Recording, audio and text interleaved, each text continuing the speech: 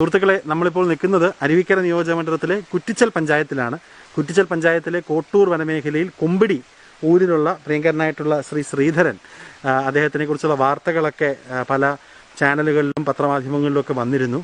ഇരു കൈകളും നഷ്ടപ്പെട്ടിട്ട് കഴിഞ്ഞ 10 വർഷത്തിൽ കൂടുതലായി സ്വന്തമായി അധ്വാനിച്ച് കൃഷി നടത്തുന്ന ഒരാളാണ് ശ്രീ ശ്രീധരൻ. നമ്മളാളുകൾ പലരും കൃഷിയിൽ നിന്ന് മുഖം തിരിഞ്ഞു നിൽക്കുമ്പോൾ എല്ലാ സൗഭാഗ്യങ്ങളുള്ള ആളുകളൊക്കെ മേലനങ്ങി പണി ചെയ്യാൻ വിമുഖത കാണിക്കുമ്പോൾ വളരെ കഷ്ടപ്പെട്ട് രാവിലെ 2-2:30 മണിക്ക് എണീറ്റ് ഇവിടെയുള്ള സ്വന്തമായിട്ടുള്ള റബ്ബർ കൃഷിയൊക്കെ നടത്തി അതിനുശേഷം തൊഴിലുറപ്പ് പദ്ധതിയിലും പോയി മറ്റ് കാർഷിക പ്രവർത്തനമൊക്കെ നടത്തിയാണ് അദ്ദേഹം ഇന്ന് മുന്നോട്ട് പോകുന്നത്. അദ്ദേഹത്തിൻ്റെ കൈകളില്ലെങ്കിലും അതിന് ഉപയോഗിക്കുന്ന ചില പ്രത്യേകം ടൂൾസൊക്കെ ഉണ്ട്.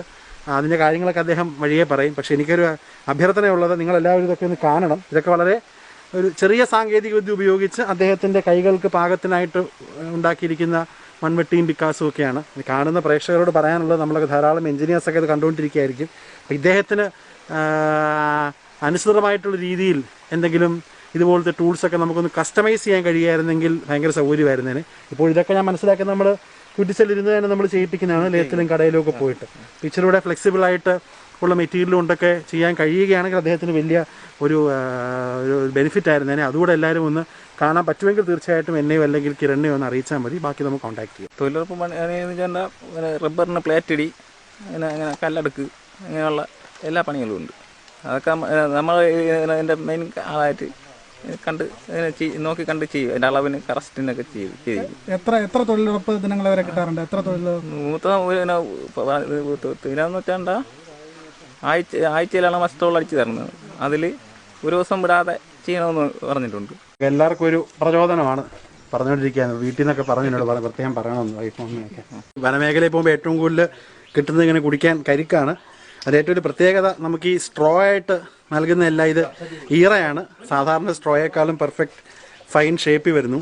അപ്പോൾ അതിന് കുടിക്കുമ്പോൾ ഒരു പ്രത്യേക ഒരു അനുഭവമാണ്. അപ്പോൾ ഒന്ന് കിരണം ഒന്ന് കുടിച്ചു നോക്കണം.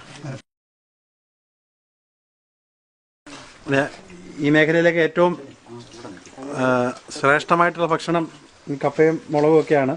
പ്രത്യേകിച്ച് മുളക് നമുക്ക് ഈ വനത്തിൽ കിട്ടുന്ന നല്ല എരിവാണ്, ചെറിയ മുളക്. അപ്പോൾ നമുക്ക് വേണ്ടി സ്പെഷ്യലായിട്ട് ശ്രീധരൻ അവരുടെ അമ്മയും ശ്രീധരനോട് നമുക്ക് നൽകിയിരിക്കുകയാണ്. പുള്ളിക്കാരോട് ചോദിച്ചോളൂ.